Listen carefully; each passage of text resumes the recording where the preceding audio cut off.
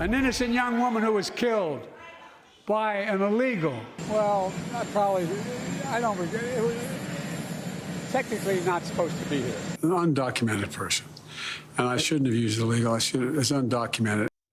3 days, 3 different explanations from President Biden. This as he does bend over backwards to apologize to a migrant murder suspect for calling him an illegal. Good morning. I'm Dana Perino. Bill's off today. Good morning to you.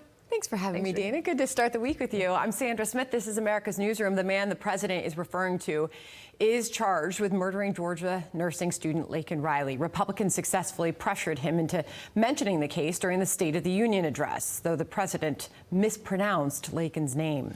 That did not sit well with Laken's mother. She called the president pathetic. Republicans say it speaks to Biden's fundamental misunderstanding of the border. This is his version, Lawrence, of Bill Clinton, what the meaning of is. To even argue this point in the face of this 22-year-old young woman whose whole life was ahead of her, was taken allegedly by this person who crossed the border multiple times, had a criminal background, to argue whether it's undocumented or illegal. Look, it's illegal, Mr. President, and it's a slap in the face of this family of Laken Riley. It's Laken, Mr. President, not Lincoln. Yeah, retired Yuma Sector Border Patrol Chief Clem is on deck. But first, let's get straight to Peter Doocy, kicking things off for us at the White House this morning. Hi, Peter. Sandra, good morning. About a 2.5-hour drive away from Athens, Georgia, where Laken Riley was murdered, her family, her grieving family, greeted Donald Trump ahead of a rally there backstage. We have this photo here. And a few minutes after this, Trump went out to the microphone and he really let it rip about President Biden's apparent deference to the man accused with their daughter's violent murder.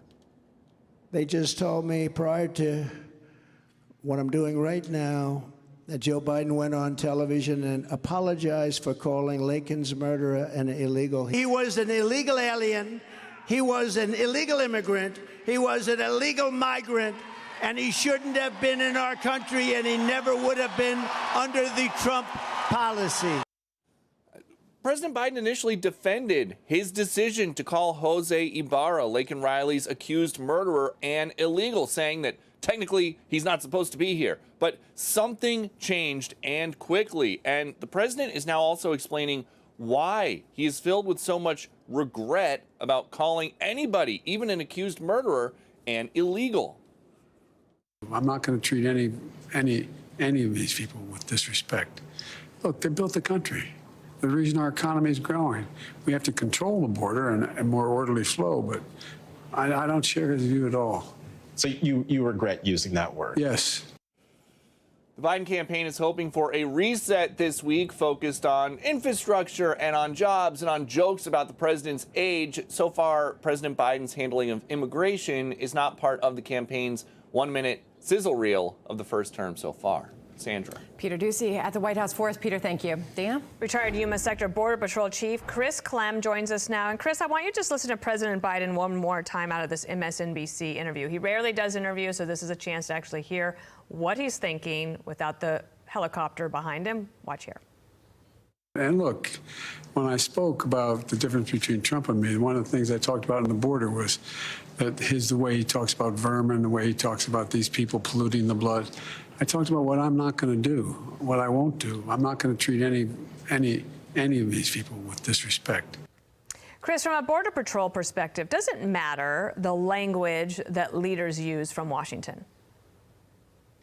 Well, good morning, and I do want to, before I answer that question, I want to recognize the family and friends of Border Patrol Agent Luna, who died on Friday, as well as those National Guard soldiers, yes, and also Laken Riley's family. But yes, these kind of things do matter when we, have to deal with consequences. That's the most important piece. So again, terminology, we can go back and forth on that. This administration has started off with using the word illegal alien, moved to undocumented migrant, and now we're talking newcomers. That's fine. But at the end of the day, it's about upholding the rule of law and giving consequences. So, if we can do all that and call them whatever he wants to call them, but we have to detain them, we have to get them in front of the judges, and we have to remove those that need to be removed. So bottom line, when we enforce the law, we can call them whatever we need to call them. But that's the most important piece to Border Patrol agents is doing our job in securing this border. Hey, Chris, it's Sandra here. Speaker Mike Johnson obviously had a pretty firm reaction to all this, saying the president's cowering to his base, showing deference to a man who deserves none. This man is an illegal immigrant who brutally murdered Laken Riley. President Biden should be apologizing to Laken's family. What an embarrassment, says the speaker. What message do you think this flip-flop on the part of the president sends to any migrant that's here illegally right now who may be considering a crime? Well, look, I agree with the speaker. This was not the time to sit there and start apologizing. He's yet to apologize to the Border Patrol agents on the horse patrol in Del Rio from a few years ago when he lied to the American people. So for him to apologize to the murder suspect, I mean, that is just ridiculous. And, you know, I do think it sends in a message of encouragement that you can cross illegally and be supported by this administration. I mean, he has proven that time and time again, and it really is a complete disconnect from what's actually happening on the border security front. And you're seeing that in some of the reports this weekend from his progressive base. They're, again, conflating immigration and border security to score political points. But look, at the end of the day, we have a border security problem, and what we have witnessed in the last week or so, specific to this case, is exactly why we have to secure the border, and we have to hold people and detain them until there is zero uncertainty who they are, what their intent is, if we can't remove them right away. There's also a bigger question, and that is going to be discussed today at a hearing on Capitol Hill about worldwide threats. And Senator James Langford talked yesterday about the real concern because of how many people have come across that have been targeted as on the terrorism watch list. Listen here.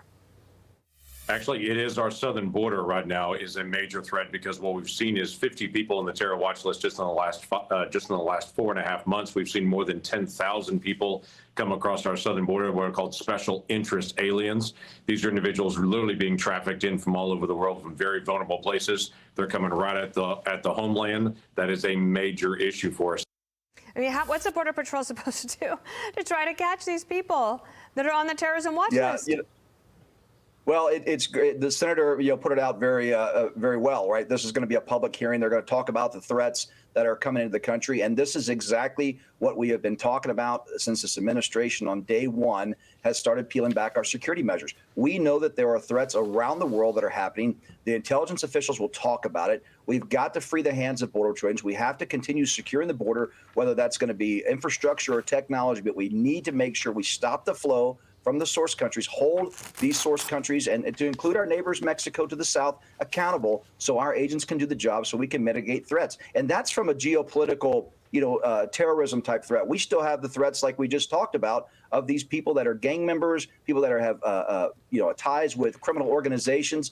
This is a problem. This is what America is seeing. This is what's playing out right in our backyards. And it's long overdue that we secure this border. And again, we got to give the agents the resources they need, not bills that say one thing but don't actually address the security portion that is so lacking in so many areas across our southwest border. It does feel overwhelming. Chris Clem, thank you for joining us this morning and getting us started. I'm Steve Doocy. I'm Brian Kilmeade. And I'm Ainsley Earhart. And click here to subscribe to the Fox News YouTube page to catch our hottest interviews and most compelling analysis.